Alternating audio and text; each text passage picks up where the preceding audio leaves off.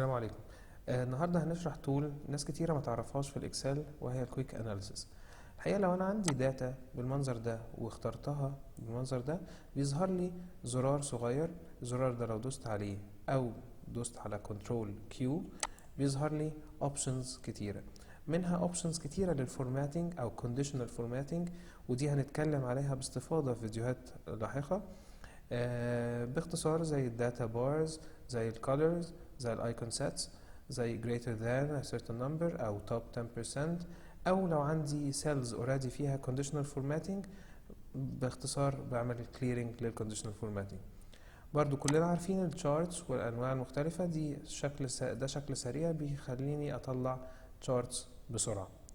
نيجي بقى لفيتشر فعلا من الفيتشرز المفيدة لو انا عايز اعمل اناليسيس سريع للداتا بتاعتي، ان اجيب السمز بسرعة او الافريج او الارقام كمجموع او عدد، البرسنتج اوف توتالز، وكمان ممكن اجمع الصفوف كمان.